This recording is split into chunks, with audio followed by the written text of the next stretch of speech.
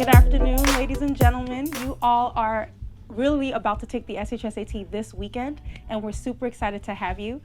This is the day before the 2018 SHSAT. Some of you are going to be taking the exam tomorrow on Saturday, some of you on Sunday, some of you next month. But guess what? We wanted you to have an opportunity to meet some current students at specialized high schools so you can have an opportunity to understand what it really takes to get in, what it takes to thrive once you're there, and of course, how you're going to make sure you even get into a top college.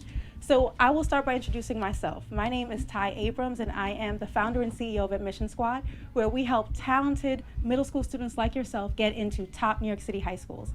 And of course, we have been working hard for the last couple years to make sure that we provide accelerated test prep, we provide the mentorship, and we provide the access to the network that you all need. So now I wanted to turn it over to our wonderful panel to actually introduce the students over to you. So we'll start over to the right, and we're gonna have each one of our guests introduce themselves by providing you with their name, their current grade, the school that they're in, and some of the activities that they're involved in while they're at the school. Okay. My name is Annalicia. I currently go to Brooklyn Latin, which is one of the 9 specialized high schools in New York City. I'm in 10th grade, so I'm a sophomore, and some activities that I'm involved in are Saltari, which is dance club, and BSA, which is Black Student Association Club. Hi, my name is Gabby. I'm currently a junior at Brooklyn Tech. I'm in the software major, and some of the activities that I take part in was last year I was the captain of the junior varsity girls soccer team. This year I'm part of Black Student Union, and I also take part in a club called Girls Who Code. Hi, my name is William Laurier. I am currently a senior at Stuyvesant High School. And some of the activities I participate in are the speech and debate team, of which I'm a captain, the school newspaper, of which I'm an editor. I'm the president of the Black Students League, and I'm also one of the hosts of the Stuyvesant Open Mic. Hi, my name's Venus, and I graduated from Stuy this year. I graduated from Stuy in June, and now I'm at Harvard. While I was at Stuy, I was also president of the Black Students League, and I was captain of track. I was also an editor of the school newspaper, and I did STEP. Hi, my name is Rooney. I'm a senior at Brooklyn Tech. I'm in the social science research major, and I'm currently the president of the Black Student Union here at Tech. I'm also the president and mentor for Girls Who Code, and I'm also the president of Young Women's Leadership, and I also had the opportunity to direct a documentary this summer, so yeah. Wow, so you can all tell that these are phenomenal students. They are literally mentors at this point in their career, and most importantly, they are winning in the position that you guys are soon to be in, okay? So we want to delve a little bit more deeply into their respective experiences. I wanted to start off with Venus, because Venus actually was in our video last year, and she had a dream of attending Harvard among other Ivy Leagues, right? So I wanted you to talk about your experience applying for college, what the outcome was, and why you ultimately chose Harvard. That's a big question. Yeah, so I applied so the application process for colleges is in the fall of your senior year. So that's when I start, for him right now, and Cheyanne. These two right here. in your area. So I did that in the fall of senior year, and I applied early to one school. I applied to U Chicago, and I got into there early, and then you can either apply early during the fall, so that deadline's in November, or you can apply for regular decision, that deadline's January 1st. So most of the schools I applied to was on January 1st. So I applied to the Ivies, and then I got in. So how many though? Give them some detail. I got into all of them. Yes, yes she did. Give her a lot of Yeah, and then I ultimately chose Harvard because when you get into schools, they have, most of them have times where you can visit in April, so you stay there for 2 to 3 days. So when I visited Harvard, I just really liked the community that I found there, and they had a very strong Black community, which was really good, coming out of a specialized high school. And just like a lot of the activities they offer, I'm also Nigerian, and they have like a very strong Nigerian community and a lot of activities for that too. And I just like the community that I found there. Like, I knew all the academics in all of the schools were really great, and for what I wanted to study, I could go basically anywhere, but mainly it was just the community that I found there. It was very accepting and a very welcoming community, which is really important when you're going so far away from home. Mm-hmm. Yeah. So Well, the other question is, yes, you were at Stuyvesant. You guys assumingly are going to get into the school, but there's obviously something unique that you did during your 4 years. So what do you think made you stand out, to all of the Ivy Leagues so that you were in a position to actually qualify? So I think like when you're going to a specialized high school, you should definitely take advantage of the resources that they have, because a lot of the schools like where we're from don't have as many resources. But going to Stuyvesant, there were so many clubs, and like you can basically like for anything you're interested in, you just do it and excel. You don't have to like do one. There's not one particular thing you have to do. If you don't like science, you don't have to like go and join science Olympiad but if you like art or if you like dancing, you can go and do that and just like do whatever you love and excel at that. And that's basically like I guess what got me in. I did a lot of things that I was really interested in and really passionate about, and just excel, get leadership roles in those things that you're really passionate about, and just like take advantage of the resources that they have, because you can basically do anything when you go to one of these specialized high schools. There's so much support, and it's because all these students are very driven and they all want to do these certain things, so that's definitely going to be available at the schools. Yeah. And now we're going to go over to William. So William, again, he's been featured in all of our videos about the day before the SHSAT. And so we've gotten to see him at the 3 different stages. Him as a sophomore, him as a junior, and now he's a senior. So I want you to provide the perspective of what your growth trajectory has been like in terms of getting into the school, and now you're pretty much one of the leaders at the school. What is it that you did to really navigate your time at Stuy, and what advice would you have to your 8th grade self? So yeah, it's been a huge journey since sophomore year at Stuy.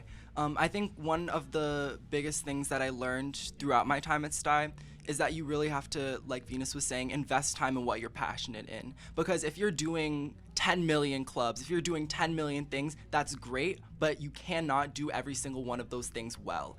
So invest time. Time is really important, and you have to invest it in something that you're interested in and something that you're passionate about. One thing I also learned was that while it's really important to do certain things, like obviously you have to study, obviously you have to prepare for tests and do well in class and speak up, it's really important to take time for yourself and to investigate, to really search for those things that you are passionate about. So a lot of things I actually couldn't find in school, and I went and searched for other organizations outside of school that could provide me with the things that I wanted to do. So for example, I'm publishing a book this coming winter. And I found that opportunity because I knew that writing was something that I was interested in, but I couldn't find that within Stuy. So I went and found another community where that would give me the resources to do that.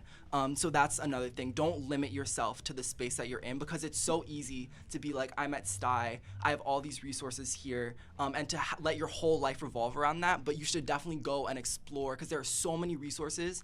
And once you are in Stuy, you can use that as a stepping stone. So you can say, when you go to other places, when you're in interviews, I go to Stuy, and that will get your foot in the door. So not only are there opportunities within Stuy, but Stuyvesant also gets you opportunities, and all of the other specialized high schools get you opportunities within the city at large. So that's definitely one thing I would have told myself in 8th grade, to branch out and to use your education in order to pursue other opportunities. So for the seniors and for you, Venus, can you guys talk about your academic portfolio? So what grades do you have? How many APs did you take by the time you're a senior? What were your SAT scores, if you don't mind sharing? Just so they can get an idea. A lot of times we say do well. Some students think that that's an 85. Some students think that that's a 99, right? So can you guys share with some transparency how you guys are performing? So I think in terms of grades, so grades are very subjective to like the school that you go to. Mm-hmm. So a certain grade at Stuyvesant might be good, but if you have that same grade at a different school, it might not be as good. So that's very dependent on like the school that you go to. Mm-hmm. In terms of like the whole package, for example, for college. So you have your grades and you have your SAT scores, you have your extracurriculars, you have your essays. So if you're not strong in one area, you can make up for it in other areas. So let's say you have really, really high grades, you might not need to do as much outside of your academics, because they see you invest a lot of time in your academics. And if you have lower grades, like you can make up for that by showing that you invest your time in things that you're really passionate about outside of the classroom. So in terms of my grades, for my scores, like I took the ACT, not the SAT. I had a 35 on that. ACTs out of 36. For APs, I took by the time I graduated, I took I took 1 my sophomore year, and I took 4 my junior year and 4 my senior year. So that's 9 total. What else? Oh yeah. So also taking challenging courses, that's another thing that colleges really look at, because even if you do have lower grades, if they see that you're taking challenging courses, they can see why, you're challenging yourself. And it's better to do that than to have really high grades and they look at your transcript and they don't see any honors courses, and they don't see any AP courses. So that's another thing that they look at. So don't be afraid to take a challenging course. Once you get into high school, don't be afraid and don't stop yourself from taking challenging courses because you say, oh, it might lower my GPA, because colleges take that into account. And on average, what was your GPA? 94. Excellent. And for you, William, I know we're gonna go over it. What were the questions? So your academic portfolio as a senior. Yeah. So one thing that a previous president of the Black Students League told me, or said at a presentation when I was first visiting Stuy, was that what a good grade is really subjective, and it matters more on how much work you put into it. So if you're not working hard and you're getting 85, 86, then that's not a good grade. But if you are working really hard, if you put a lot of effort into a class, if you studied for all the tests and you end up with an 85, then that is a good grade, because you put work into that grade and you put effort towards learning that material. So I just want to make that clear, that there's no such thing, there's no number that's a good grade. It depends on the effort you put into that. And colleges, universities, they'll see that and they'll take that into account. I personally have, in terms of AP classes, I think by the time I graduate, I took 2 my sophomore year, 4 I'll have taken 10 APs by the time I graduate.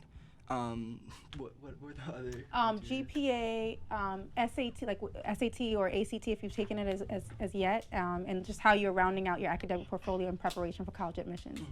I took the new SAT, which is out of 1,600, and I scored a 1,590. My GPA is around a 96.5, 96-ish. And in terms of academics, so I'm definitely more of a humanities person, but I made sure that I branched out and that I tried new fields. So for example, I took AP Computer Science, and I did not love the course, but I think it showed, or I think for me, it helps me recognize that, it helped me learn about computer science, which is something I knew nothing about. But it definitely, and I think that shows that you're curious, that you're taking classes that don't necessarily fit with the narrative of other people that are like you. So now we want to go over to Brooklyn Tech. So Yeah. So please share your perspective. So Tech is different from the other specialized schools in that it has majors, and you basically choose, I guess, your sophomore year, what major you want.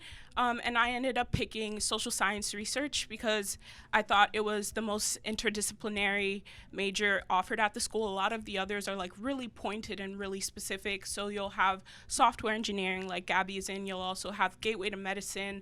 And in those, you're taking strictly math and science courses.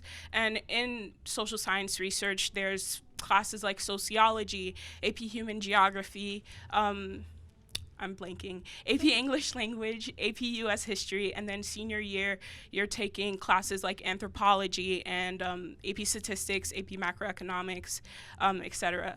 I think that, I guess by the end, when I graduate, I'll have taken, I took 3 APs my sophomore year, and I took 4 my junior year, and I'm taking 5 now, so I think that's 12. 12. So that'll be 12 APs when I'm done. Right.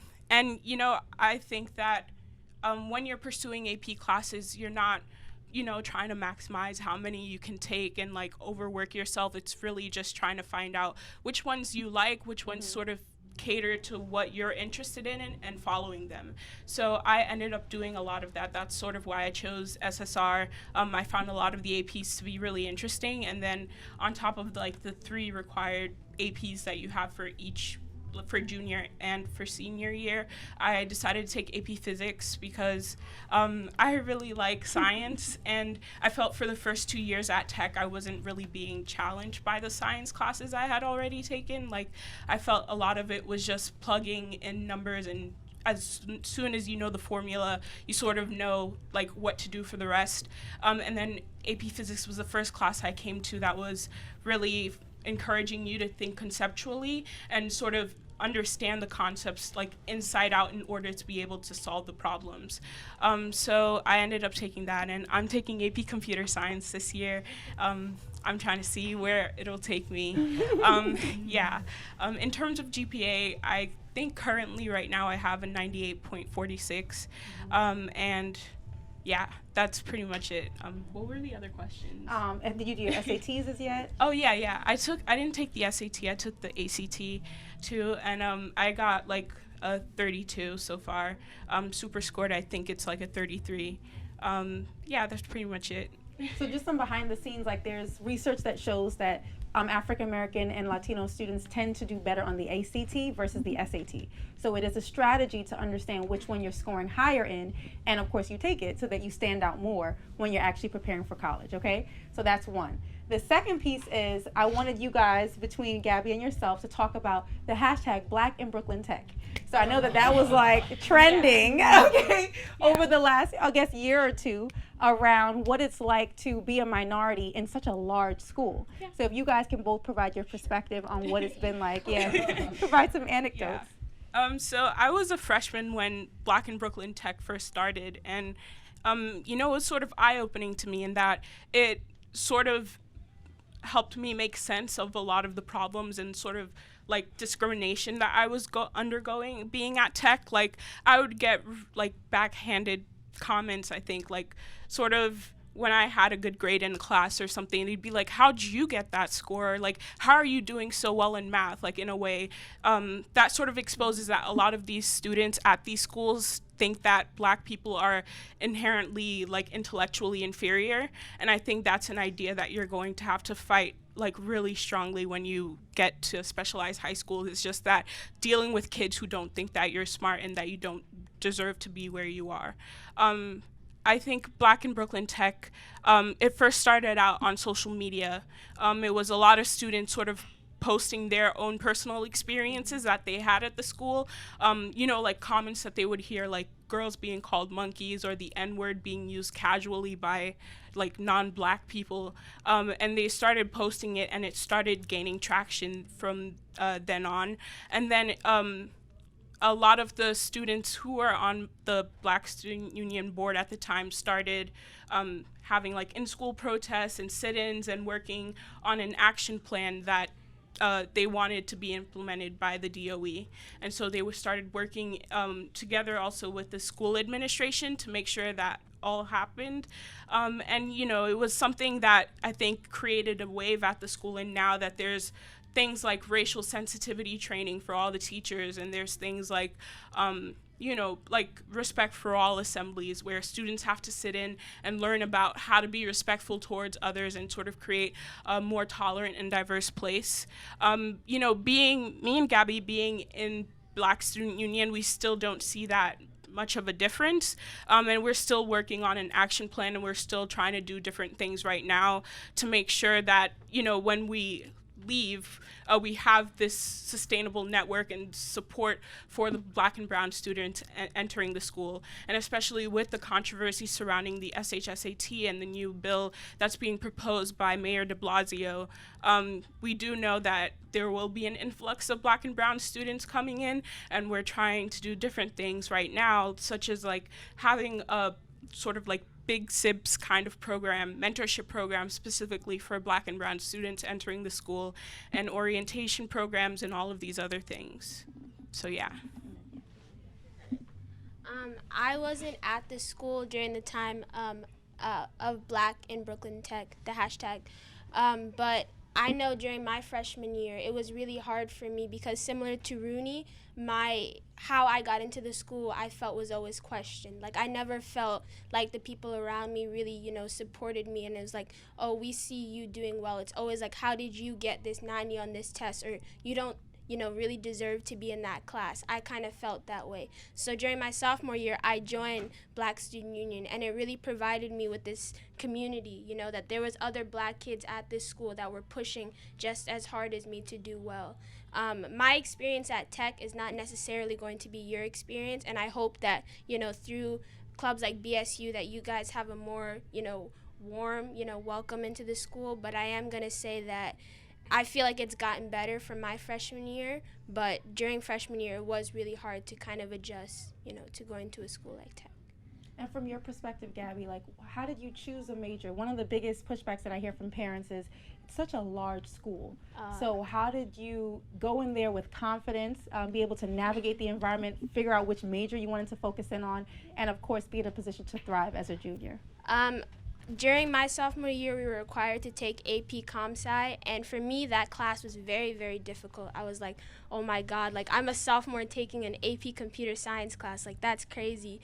But I knew that although it was hard for me, it was something that I really enjoyed doing. Also, in addition to AP Comp Sci, I was in the Girls Who Code Club. So that was also an environment where women, in our school were pushing me to code. So through AP Comp Sci and through Girls Who Code, I realized that this was something I really liked to do. And the software major at my school is majority male. I am one of 3 girls in a class of 40 students. So I did know that going into this, there wasn't going to be a lot of girls. But through support of a club like Girls Who Code, and my mom standing over there, I was able to have confidence in going to a major like that. So yeah, that's how I chose software major. Awesome. Okay, well now over to Annalicia.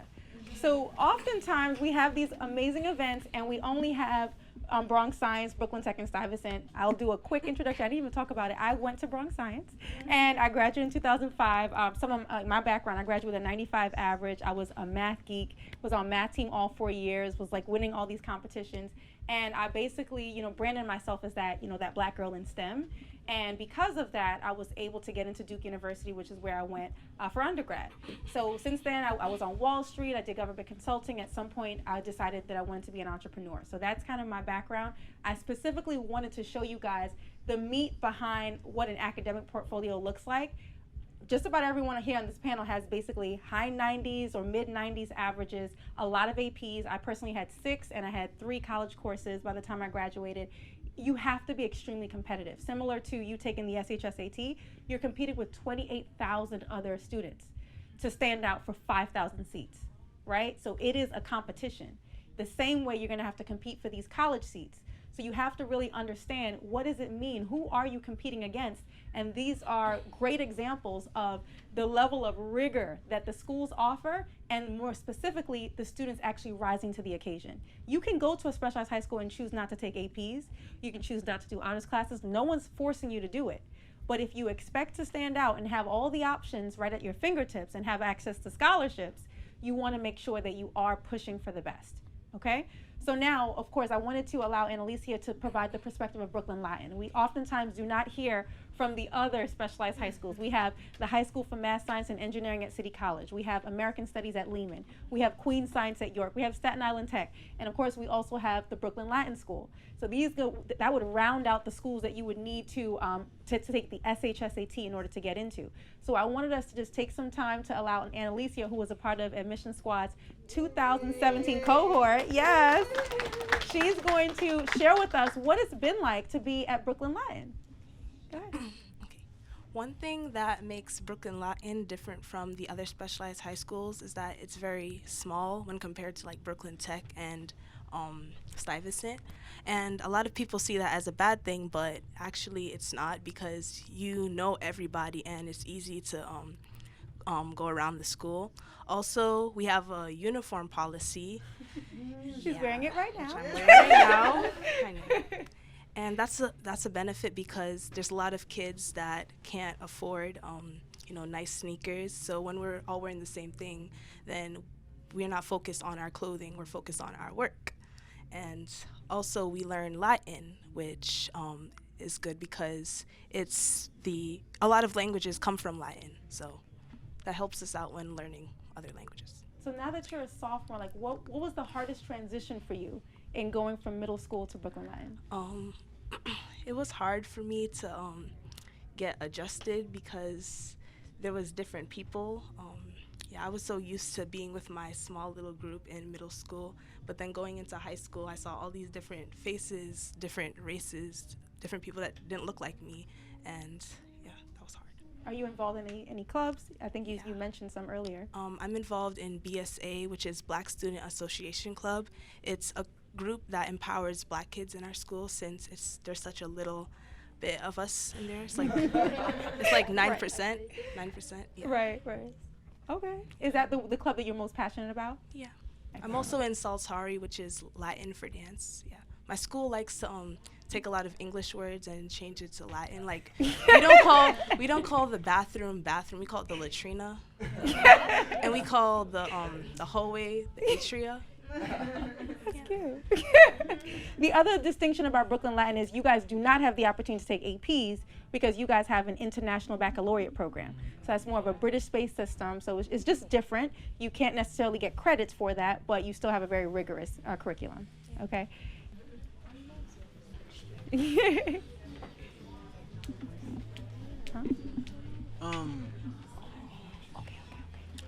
I wanted to know the difference between the SAT and the ACT and which one you guys find harder. Okay. So just for any question, if one person can just choose, because we have so many of you guys, if one person can choose to answer, that would be helpful. You have to just pass it up. Okay, so the SAT has 2 sections. So it has a math section and an English section. Then you also write an essay that's optional, but you should do it because you don't know what school is going to require it. And the SAT is out of 1,600, so each section is 1,800. Then the essay is did I say 18? Yeah, each section is 1,800, and then the essay 800. Each section is 800, and then the essay is it 24 or okay? Yeah, and then the essay is out of 24 points. Then the ACT has multiple sections. So it has a writing section that's mainly grammar, has a reading section that's reading comprehension, it has a science section, it has a math section, then it also has an essay. And basically the main difference between the two, and the ACT is out of 36. So the main difference between the two is that the SAT gives you a lot more time, but the content is harder, and the ACT has easier content, but you have to go through it very quickly. So everybody's different in terms of what they prefer. So basically what I did is I took both and I saw which one I was doing better in, because some people are able to do easier content, but they can go through tests really quickly, and some people need more time. And then the SATs has harder content, but it's not extremely hard to the point where you'd have to learn a lot more. It's just that the ACT is like a little bit easier because you have to go through a lot more quickly and they give you less time for it. So just my advice to you guys would just be, when you get to that stage, you guys still have like 4 years to go. But when you get to that stage where you're taking it, take both of them and see which one you do better, because you can choose to send the scores of whichever one you want. Yeah, excellent.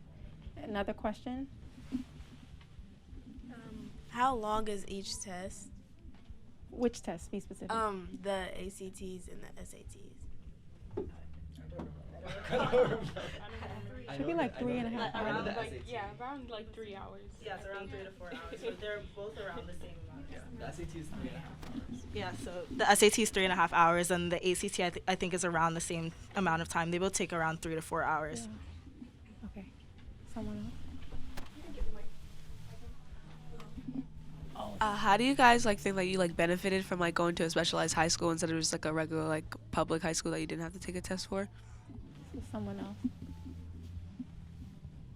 Just so we have a varied response. You want to take that one? Sure. It doesn't matter. Yeah, you can go. Okay. So I guess going to tech is bittersweet. I think I agree with Venus and William. I agree with Venus and William in that, going to a specialized high school gives you a ton of resources, and I expected that going into the school, but then when I got there, I seriously underestimated, how many things were available to me and how many things I could pursue. So I think, compared to going to a public school, I think specialized high schools give obviously like way more academically rigorous curriculum, and then it gives you way more options, and I think that it gives you way more like opportunities in terms of internships, clubs, other extracurriculars, anything. And also, sort of as William said, I think going there sort of realizes like what kind of kids you're surrounded with going there, and like ways for you to sort of go beyond that and find opportunities on your own that I feel like you wouldn't really get at other schools. Yeah, that's pretty much it. Any other questions? For anyone up here? Okay, go ahead, Fatma. Oh, you can keep it. How is like the homework load, and how does it like affect like other things you do like in your free time? I mean, so I'm not gonna I'm not gonna lie to you guys. It is hefty. It is hefty. It's a lot.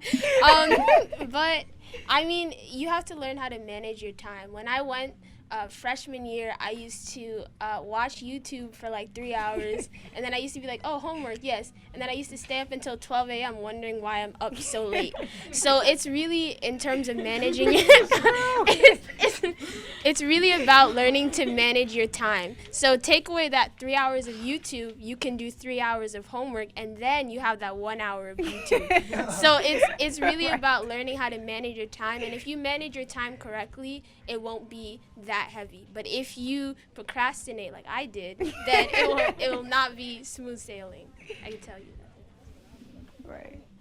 Just to add to that, also the homework is very subjective. So, you know, as you can see, like we're all taking very heavy course loads. So, Right. So that is why we have a lot of homework. But you can also, like, if you can go to any of these schools and choose to like lighten your course load. So it's all very dependent on like you, the courses that you're taking, how like, and also even if we're taking the same course load, we might have different like we might work at different paces. If you're struggling something, it might take a lot more time for you. Also, it depends on the extracurriculars and like how late you're coming home. So like you can go to the same school, be in pretty similar classes, and take like very different times to do your homework. So it's very subjective. You just have to, like as she said, like manage your time well and just plan out your time and don't procrastinate. I agree with Venus. I think in high school you get a little bit more autonomy and like control over what you want to do. So honestly, it is like really dependent on like what classes you're taking and what you're interested in taking. I think that when it comes to your course load and I think that time management is a really big part of it, and sort of figuring out, you know, here are my extracurriculars, here is all the homework and like exams I have to do and study for, and here's how much time I have, and like here's where I'm free and where I can do certain things. And it's really sort of being self-disciplined. I can't say I'm like an expert on self-discipline because I procrastinate a lot too, even as a senior. But yeah, I think it's a lot of like learning how to discipline yourself to get the work that you need done, and then also learning how to manage your time really well. Yeah. Were there any other schools that you all were considering aside from the specialized high schools? I don't think we've talked about that. Oh, okay, sure. So when I was applying to schools, I had specialized high schools, Catholic high schools, regular public high schools, and like independent sort of like private prep schools. And all of them were sort of, you know, academically rigorous, but you know, they were sort of smaller compared to what Tech was offering. And then I didn't really like know that much about Tech before coming, and then when I got there and I realized that they had, you know, a whole major system with like so many different majors that you could choose, and then all the extracurriculars that they sort of showcase to you when you visit it, I ended up choosing Brooklyn Tech. Yeah. So I went to a Catholic elementary and middle school, kindergarten through 8th grade, so definitely they were pushing us to apply for a Catholic high school, so I did that, and I got into one, Archbishop Malloy. It's in Queens, that's where I live, with the full with the full scholarship. And then I also applied to I think just 2 regular public schools. I applied to Townsend and Bard, and I got into Townsend. Yeah. And why'd you choose Star? Oh yeah. So I chose Stuy like as basically for the same reason she chose Brooklyn Tech. Like Stuy had so many more resources, and just like there are advantages and disadvantages to going to a really huge school. But one advantage of that is because they have so many students, they have so many more resources. For example, like smaller schools have like three sports because they don't have as many students to be putting into all these different clubs and sports, and they have a lot fewer like number of clubs and opportunities available just because they can't fill all these things even if their students might have different interests. So that's one perk of like going to Stein, just like the academic rigor and being in a new environment that I knew I would be challenged in. So when I was applying to high school, I ended up choosing between Stuyvesant and Bard LIC, which is a smaller school in Queens. And the reason I chose Stuyvesant, I think, was talking to the students during the open houses. I made sure that I visited both schools before I applied, and talking to the students at Stuyvesant, I was blown away as an 8th grader by how driven these students were, by how passionate they were, by how hardworking they were.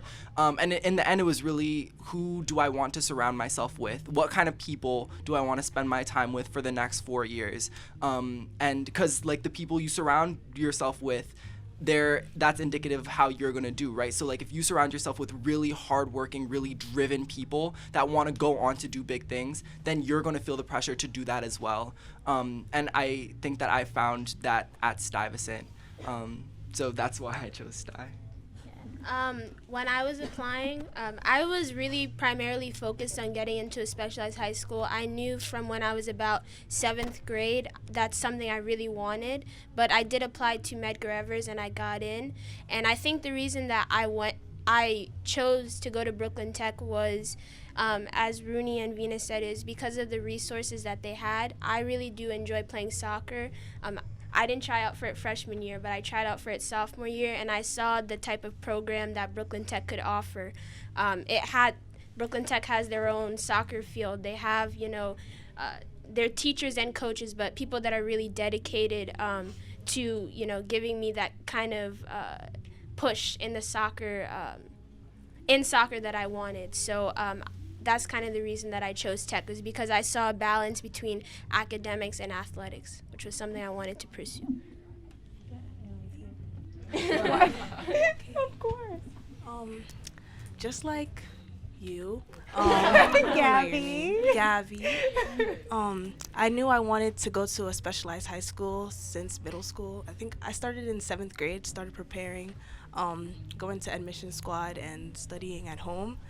But I knew that I had to apply to other high schools just in case I didn't get in, and I applied for Medgar Evers and I can't remember the other schools, but I got into Medgar Evers too.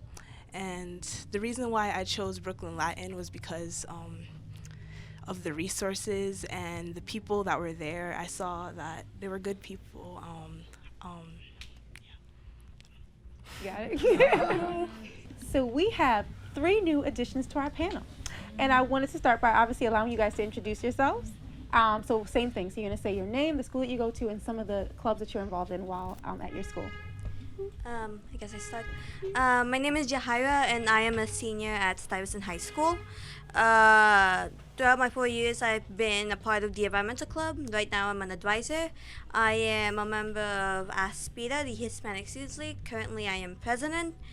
And I'm also a competing member on the Stuyvesant Envirothon team. So. Yeah, I'm Cheyanne. I do a program at the Brooklyn Academy of Music at Stuy. I founded the Caribbean Culture Club. Yeah. What grade? Wait, what's your year? Yeah, no, I'm a senior. Okay. We working on him. So Jabari was one of only 10 black students that got into Stuyvesant from AdmissionSquad. And he's on all of our social media pages. And we're extremely proud of him. For years, we were like, we're going to get black students into Stuyvesant. And every year we would get all the other schools, and Stuyvesant was like the hardest. So he was our first, and we have another student at Stuyvesant. She couldn't join us today. But I wanted you to share your perspective about what it was like to prepare. I know you came from the Lanks Academy. I also went to the Lanks Academy. So what is it that you did in order to get into Stuyvesant, and how has it been? Okay, first off, didn't know what specialized high schools were in 7th grade. At the end of 7th grade, my mother said, yeah, we'll just sign you up for this thing. I don't care what happens. Just, I want you to have better chances at high school. So I went, took the test. I sort of passed it. And then I just basically took the entire summer to prepare with AdmissionSquad. It was difficult with the math. I was pretty good with the first part. I don't know what the first part of the SHSAT But it was verbal back then, now it's ELA. Verbal, ELA now, which I would still be good with. It's the only thing I'm good at. What it really took was not ignoring the homework they gave me, not ignoring the stuff they taught me, instead actually going to the class and paying attention during it, taking the homework, doing the homework, not pretending that it didn't exist because I had summer vacation the whole time. And still going, even though they once made me stay until, 7 o'clock was it? We don't play games. And all of y'all know the homework is never ending. So, okay, that's so what it took. Any final questions from you guys? I know we've been here for a couple, and I want you guys to chime in, okay? Okay. So, all right, do we have any other questions? Yes, and I had a question. What is the writing program at some of the schools? 1 second. Sorry. Okay. I said, what is, some of the writing programs at, some of the schools? So what are the writing programs? What writing programs can you all share that your schools have? I mean, currently right now I take AP English, which I guess would count as a writing program.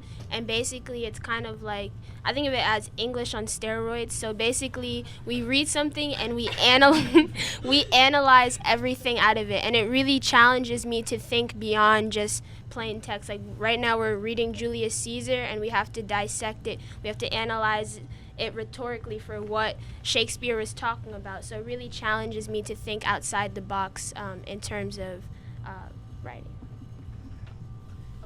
Sorry, go ahead. Sorry. At Stuy, we don't really have majors. We already talked about that. But so all of our departments are equally strong. And our English department, something you'll notice that is very different from middle school, where English tends to be a lot easier, is that English teachers at these specialized high schools have just as high standards as math teachers and social studies teachers, and will really push you to improve your writing in your 4 years there. So at Tech, I think all freshmen take a regular English course, English 9, and they teach you, basic texts, like Julius Caesar, sort of the common ones that in middle school. And then sophomore year, you can take AP Capstone Seminar, or you could just sit for AP or for English 10. I took AP Capstone Seminar, and basically what it was sort of a more intensive writing class where you would not read books exactly, but you would write research papers on topics that you liked. So I had a lot of students writing on really controversial topics like abortion and police brutality in my class. I wrote a paper on economics and the unemployment rate in the US. And then junior year, as Gabby said, you have AP English language, and then senior year is where you have way more options. So there's AP English Lit, but then there's also a bunch of senior electives like creative writing, science fiction, love, life, and death, really sort of creative classes. It's cool. Awesome. Yeah. Questions? Other questions? Hey, do you think these courses changed you more as a student? Made you more open to new classes or new people? Yeah. If you understand that question. Yeah. Okay. That's a good question. That's a good question. Oh, okay. Yeah. Okay. So being in SSR, it's learning a lot about the structural forces that sort of impact the world that we live in. So it's learning about racism, sexism, homophobia as not a comment that you hear on the street, but more as a larger system that it's really complicated. But I think being in SSR taught me a lot about the world in a way that I never knew before. I ended up learning a lot about Black history and things like that I wasn't really expecting. And I came into Tech, I think, as a predominantly STEM student, interested in like math, and I still am. I'm still a STEM student, and I still like computer science and things like that. But it sort of opened me to the possibility of exploring the humanities and seeing what it has to offer. And I definitely realized I like classes like anthropology and sociology, and so it's me sort of like realizing how can I combine STEM with this, and how can I sort of combine like all of my interests. But yeah. I'm generally more of a science person, but last year I decided to try out a course in creative writing. It's an elective, and it's a really, really cool elective because there I learned exactly how much I really actually did like writing, and I actually enjoy writing stories. But I was also able to like learn like different types of stories. Like you can write a story based on a setting, then you would have to discover in detail like the setting and like how it changes over time.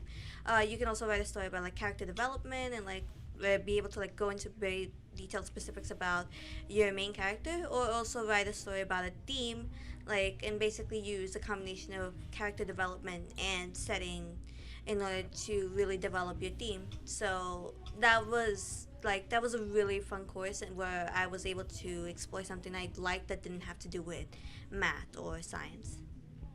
Yeah, and I think beyond that, a lot of teachers at specialized high schools or classes in general really do try to open you up to the world, like as a whole. And like a lot of history classes will really go into depth of current events and make you aware of things like that. It's very easy to be in a bubble, like as a student or just as a young person in general, like beyond social, like what you learn about on social media. So I think like them really putting emphasis on that, it does you a lot of good as a student. Sorry, I'd just like to add, when I joined the software major, it really opened me up to the possibility of coding. I know that technology is going to be a really big field when we're older. The fact that now if I wanted to, I can make a website, or now if I wanted to, I can figure out how my phone works. I think that's going to be really useful for me in the future in terms of figuring out what I want to do. I know that I have these skills, and there's a lot of companies, like today I had the opportunity to go to Google and figure out, learn about their software engineers and what they're doing. So now I was open to coding and learning more about computer science from my major.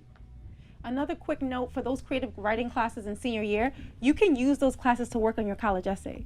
Like when I was a senior, they like let me use one of the assignments to design my college essay. I got feedback from the instructor. I was able to do my rounds of feedback even outside of that. So you can kind of like accomplish two birds with one stone. So it's very helpful to take that, your first semester of senior year, so you can kind of get that out of the way, because we know that, the college essay is not very basic. You want to tell a story. They always say show, don't tell. So something to keep in mind for sure.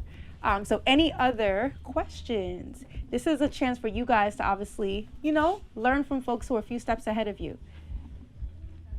Okay, we have a question from a parent. What would you tell your younger self now that you are where you are, in the position that you are, and you have a lot of younger kids looking at you? If you could think back a couple of years, what would you tell your younger self? Yeah. I would say to my younger self, especially my freshman year self, is that you deserve to be where you are, You worked really hard to get into that school. You deserve to get into Brooklyn Tech. You deserve to get into a Stuyvesant. You deserve to get into the school which you worked hard to go to. When I first went there and I had trouble in geometry, had trouble in English, I thought that I didn't deserve to be at the school which I got into. But you have to understand that you worked just as hard as anybody else to get into that school. So you deserve to be there. Does anybody else want to? You want to? Why not? What I would tell to my younger self, before AdmissionSquad, I would say learn about specialized high schools instead of coming there and only now figuring out how everything worked. More also learn how to not procrastinate, so I could be a better example right now. Right now, tomorrow I even have a thing due that I haven't begun to work on. I would, and specifically to my freshman year self, join a club.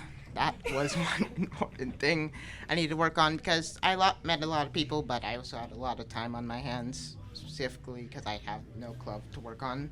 Now I thought that I would try and do that, and I even have classes to make me go out there and do stuff. What else?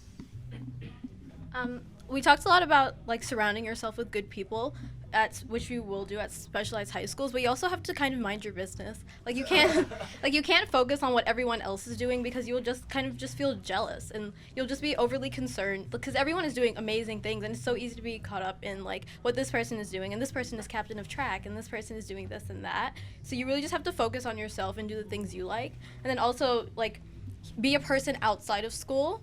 Like take time to develop your interests outside of school. Like most of my extracurriculars that I like am really passionate about are outside of school. Like my in-school extracurriculars kind of just don't compare at all. Yeah, unfortunately, school can get really, really hard. So definitely something I would say to myself as I enter into STY would be remember why you're in the first place.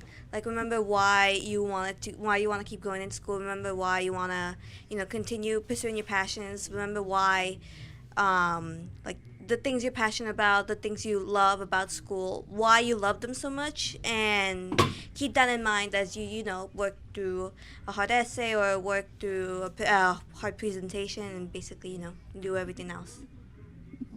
Yeah, I agree with everything you said. I think the first thing I would tell myself is to find something I'm passionate about. And it's sort of like what William said earlier was branching yourself out when you get to these schools and like trying different things. And then sort of as you progress throughout high school, you narrow it down to like the things that you're really passionate about. And it doesn't necessarily have to be extracurriculars at the school. It could be something outside of school, but as long as you find something that you're really passionate about, I think you're pretty much set. I would also tell myself to take a couple of mental health days and realize that like things get really, really rough, and so I think that you need to learn when you need to take time for yourself and like prioritize your health. There are a lot of kids at Tech, and I'm sort of one of them, but they would just come to school with an iced coffee, and like that's all they had for the day. And they would come and they had like 2 hours of sleep, and they were sort of slumping through like most of their classes, and you could tell that they weren't really doing well. And I think it's a pattern among a lot of the specialized high schools where they're struggling with mental health issues, and the school doesn't necessarily realize that, like disproportionately. A lot of students at the school have like anxiety issues and depression issues and things like that. And I remember in my junior year, I was sitting in my English class, and my teacher told me about like the top 4 issues that the school is trying to fight now among students. And the first one was depression, the second one was suicidal ideation, the third one was anxiety, and I can't remember what the fourth one was, but it was also pretty serious. And yeah, I think that when you get to these schools, you'll be so caught up in like all your classes and your tests and their extracurriculars, and you're trying to do so much at one time that sometimes you can crash and burn. So I think that you need to really realize, when you're not feeling well, when you think this is a day like, I think I should, sit this one out for today, and like, take some time to sort of reassess where I'm at now and like how I'm feeling, and definitely have a support group. Don't isolate yourself the first few years. I know that was like a thing I did when I was a freshman, because it's especially if you end up going to like a really big school, you'll end up staying by yourself and like studying and doing everything by yourself. But I think you should really go out, don't be shy, and like make a bunch of new friends so you have that support group to follow you for the next 4 years. Yeah, and something I would tell myself, definitely, like if I would tell my younger self, definitely, like, please don't limit yourself. Go for whatever you like. Have big goals and go for them. Whether it's like joining a club or like not taking an AP class because you don't think you're smart enough, or even not applying to a school. Like I have a lot of friends at Harvard right now who talk about how they almost didn't apply because they didn't think they were smart enough, and they were capable of it clearly because they got there, but they barely applied on a whim and now look like they're here. So just like, and even now, like you guys are about to rank the schools tomorrow, so don't like rank a school lower or not put it on because you don't think you're smart enough. Just like have big goals and go for it, because you guys are capable of more than what you think you are. Any other question? The big thing for me, if I can just, I will go to you in a second, understanding the power of a network. Do you guys see how many people are in this room right now? You guys have access to every person in this room. So for some of the students who have actually been at Google, you guys now have access to Google. You understand? Or students who are at Harvard, you have access to Harvard. I went to Duke, you have access to the entire Duke Alumni Network. So you have to understand that the people sitting right next to you are going to be the people that are going to help you to navigate and grow your careers. You guys are all going to be sprinkled across all the top schools across the city. You need to leverage each other. It doesn't make sense that after this phenomenal, enriching experience, you guys go off into isolation again. So start to recognize the importance of networking, staying in touch, establishing group me's, and using Snapchat for the right reasons. You know what I mean? So you can figure out how you guys are going to evolve so that at some point y'all can get together and start your own companies because you guys have your founding team right in this room. So you got to start thinking in groups so that you guys can start to evolve together. Okay? All right. Jordan had a question. Okay. Do you guys ever feel in competition with your peers? Competition. Anyone want to go first, or?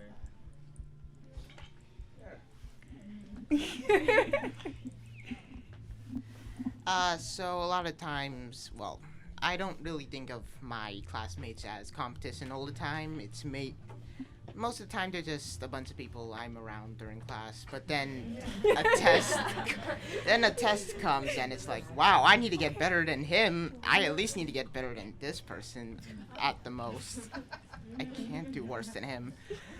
That's how it mainly works in our classes. We don't really, no one's gonna call you out on your grade unless you have like a friend who will make a joke about it. That's one thing. But for the most part, there is that idea in your head, like you need to be better than everyone else in your class, or at least some of them.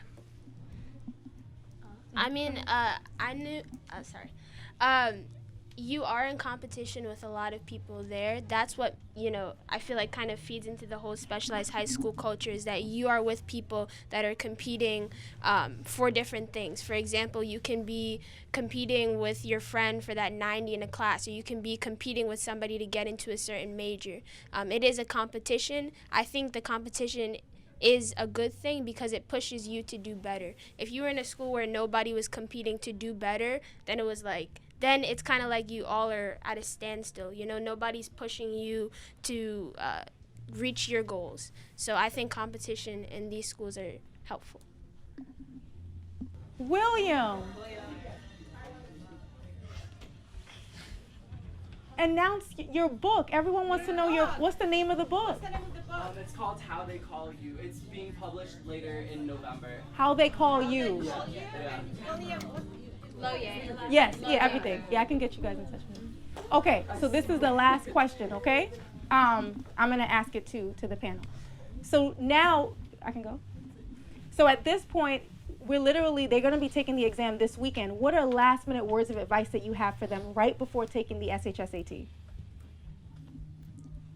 You could go for I'm trying to think of something. Yeah, I'm trying to think.